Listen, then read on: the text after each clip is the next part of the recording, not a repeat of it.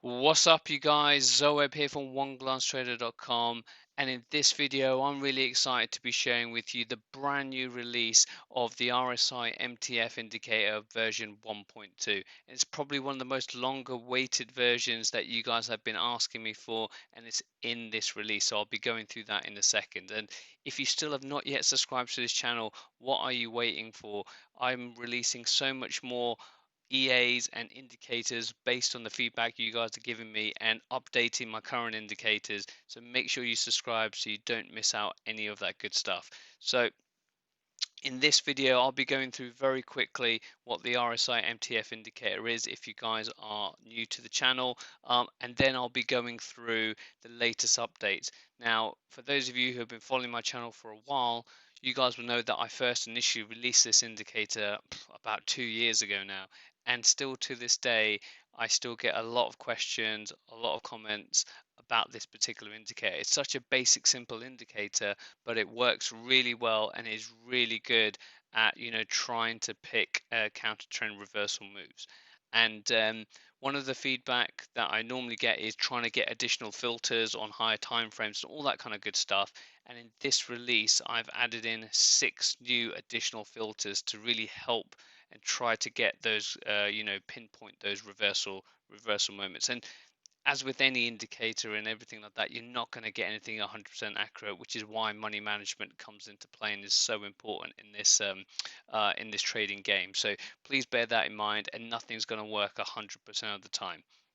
So very quickly, let's just go through what the RSI MTF indicator is. And what it is an indicator that looks for overbought, oversold levels on multiple time frames.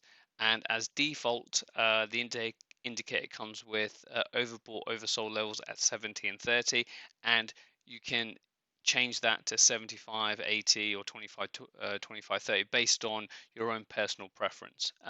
And the higher the range, the less signals you get because you have to wait for the RSI to get to those levels on multiple time frames. And again, the way you can utilize the multiple time frames, you can do it from higher time frames or lower time frames. So for me, I personally prefer higher time frames. So for example, I'm on the Euro GBP 5-minute chart, and you can see on these arrows over here, what this is signifying is where the RSI is overbought on the current time frame, which is the 5-minute and the 15-minute time frame. I'll go through in the settings on how you can set that up.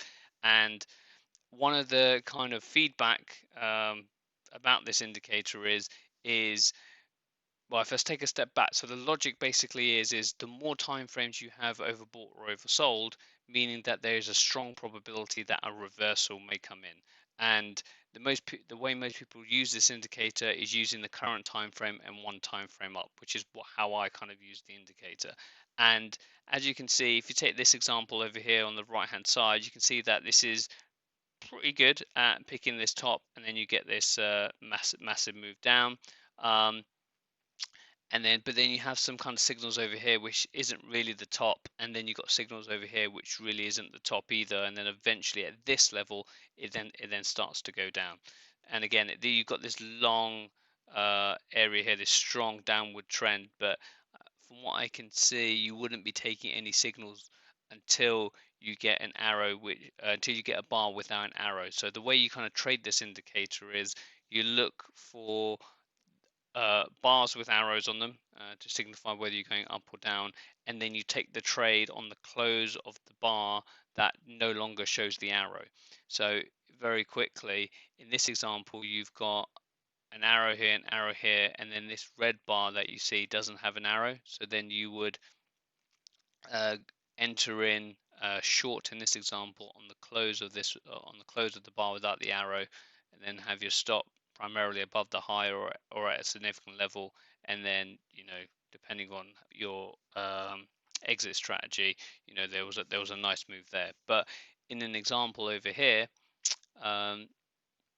you would have entered in short at this bar at this level over here, because this bar doesn't have a candle, doesn't have an arrow on top of it, and you barely make your spread, and then it goes against you by 35 35 pips. So depending on where your stop loss was, that would have been a losing trade. So what I've been trying to do, and you guys are giving me some great feedback on this, is how do we kind of stop or filter out some of these kind of false moves? And there is no 100% way, and I've been utilizing your ideas and a couple of my ideas, and I'll share with you a couple of the filters. I'm not going to go through them all in this video. They're very self-explanatory, but I'll go through which one I think has the most weight. But what I wanted to do is firstly walk you guys through, or show you guys the most requested update for this, and it is to turn off the notifications on this on this indicator, sorry. So what you have now on here, just very quickly, I've also updated the close price to default, the RSI price to default at close, because version 1.1 was that typical price, because most people use it on close. You've got your 70-30 higher time frames, and that time frame quantity is +1. So 0 would be current time frame, and then 1 is current time frame +1, and then 2 would be current time frame +1 +2, etc., etc. And now on this alert section, you now have no notification. So before you could only really select between these particular ones, you now have no notifications, so you will not receive notifications every time that this comes in. So hopefully that has helped you guys so much, just by that one little change on this indicator. So now what we've got is all this additional stuff that I've got over here underneath that you can see, and these are utilizing different filters on any time frame that you want. So to use this indicator just how version 1.1 is, and without the notifications, if you just want the standard indicator, all you need to do is put filter mode to no filter, and it will run exactly the same as version 1.1. Just now you have the no notification filter, because I just want to, because a lot of you guys know how to use the indicator, love how to use the indicator. I didn't want to add things in and you couldn't go back to the previous version. So you can still use version 1.1, but without the notifications in version 1.2. Now, the way that this works is that you select a filter time frame. So again, you can select the current time frame all the way down to the month. And what it does then is it then utilizes 6 filters that you can select to help you kind of trade in the longer term time frame, but on shorter time frames you can look to obviously trade a counter trend move, but with the longer term trend. So an example, and again I'll just go through them very quickly in terms of what we've got. So we've got moving average. Moving average is a line, so this takes the same logic as the OGT Trend Dashboard. You've got 3 moving averages: slow, medium, fast, and again you can set the averages where the periods as much as you like. And when those periods align, so let's just say that you had a 4-hour time frame, and all the moving averages were pointing in the direction for short trades, and then you got these bars and you got these arrows over here on the 5-minute chart. Therefore, that even though on the 5-minute chart this is a counter trend move, but on the 4-hour chart you're actually going in the direction of the long-term trend. So that's the example of there. And as you can see here, you've got your fast, medium, and slow moving averages. And again, you can change the MA type, again exactly the same as the OGT Trend Dashboard. Then we've got momentum. Again, momentum of the standard indicator as part of the MT4 platform. And again, when price goes above or below 100, similar to kind of overbought, oversold levels to a certain extent, you can then filter that on higher time frames. Then you've got the standard MACD settings. So if the MACD is above or below the 0 line, you then now can use that as a filter to show what the trend is on a longer term time frame, and filter the signals based on that. Then you've got the ADX, which is kind of a trend strength indicator, the average directional index. And effectively what this is normally, and I've set this at 20 threshold, when the ADX is below 20 on any given time frame, the pair is considered to be ranging. And what you really want to trade the RSI MTF indicator, as you all know, in non-aggressive trending environment. So if you get a signal on the 5-minute chart, but on the daily we have an ADX of 15, that is probably a safer trade when unless the ADX is also in a bullish momentum at like 32 and you're getting signals to go short on the 5-minute chart. Probably isn't the best environment to be trading in. So again, you have that additional filter on there if you so wish to choose it. And then you've got the Bollinger Bands, which is where I think, and the example I'm going to show today, where I think the best movement kind of is. So Bollinger Bands, volatility indicator. The default comes with 3 standard deviation. I've changed this to kind of 2 because I think it works slightly better. And effectively, if price on higher time frames, in this particular example, if price on, where are we now, on the 4-hour chart is touching the upper Bollinger Band, then it will show you a signal. If it's not touching the upper Bollinger Band, it will not show you a signal. And I'll go through that example in a second. And the next one and that least is the ATR or ADR kind of settings. So you have to set this period to daily, and I'll go through an example of that as well because that's slightly different.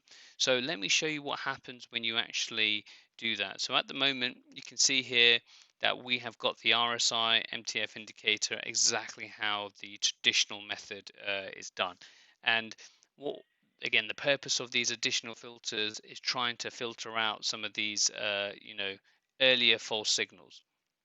And again, one way you can do that without using the filters, and again, I don't know if this is going to help, is either you change the overbought oversold settings to something a bit more higher. Let's see if that does anything. And there you go. It releases out some of these ones here. But what it will do now, it'll make you take more trades. 1, 2, 3, 4. This will make you take 5 trades until you eventually, depending on if you're using the EA that kind of does that, or you're averaging out, trying to get out of a trade, which is how I like to use the indicator. Then it wouldn't be the best thing to do. The other thing what you can do is, if I put these back to 70-30, is you can increase the number of time frames that have to be overbought, oversold. So currently it's at the 5-minute and the 15-minute. If I do 2, it will be 5, 15, and 30. Now let's see if that does anything. And again, that brings back some more on here. So let's now try put this to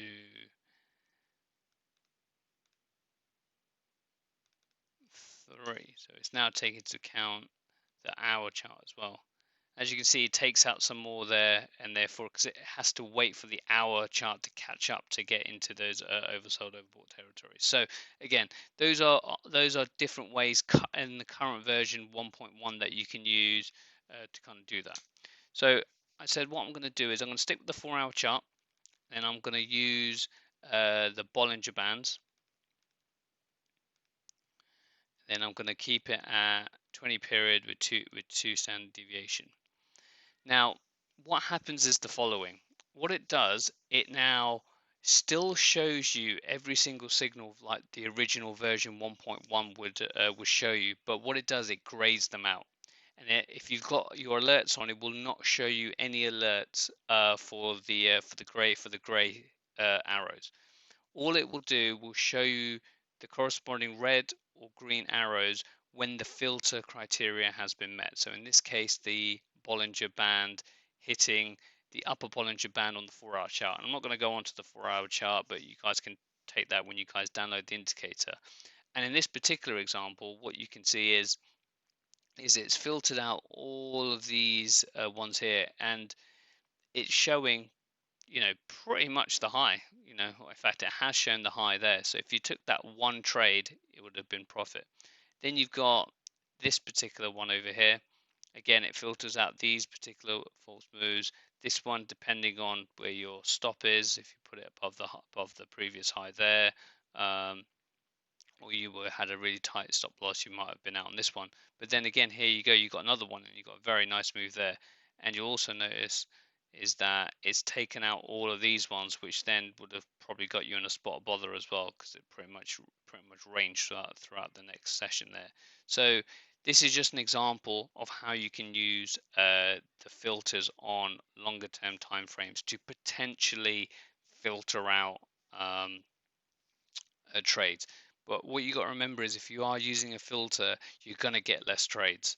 But hopefully these trades will be better and more reliable kind of signals than the current ones that you've got. And again, I'm not taking into account divergence or anything, any of the discretionary stuff as well that you can also add on to this as well. I'm just using another layer of confluence of aligning with the longer term time frame. And then just the last thing I wanted to kind of show you was the settings for the ADR indicator, for the ADR filter. So I've just got the kind of ADR and the latest version of that up. I've set the time frame to daily in the filter mode to ADR, and again you can change the ATR settings, which kind of prompt how the ADR works. So it only works when you're on the daily time frame. And what it does is if the ADR has been hit, it will then show you or give you an alert if you set an alert for all the signals. So you can see we've got an RSI filter here, RSI filter here. It's shown. This one didn't have anything. This one hit the ADR because it's in green, and therefore you can see the filters. And then this one here hit it, so you can see it. And these ones there. So when these are formed, these will be grey. Yeah, but when the ADR is hit, then it will turn on and tell you that you got it. So those of you who use the 10 pips a day strategy know that the overbought, oversold levels is a very common factor. So again, you can use that and set that alert for this particular one. Okay, so this is one way to show you. So you can see here that it gave you a signal here and it gave you a signal here. However, they stayed in grey because the ADR is not hit. And that is how to use this kind of filter, if that's so how you want to use it for that particular example. So I really hope that you guys really enjoy this indicator. What I'll do now is I'll share with you again. I think my Forex strategy will work wonders with version 1.2 as an additional confirmation. So I'll put the playlist for version 1.2 on the screen now, so you guys can check out that 5-part series absolutely free. Make sure you subscribe, and I shall see you guys very shortly in the Forex strategy course.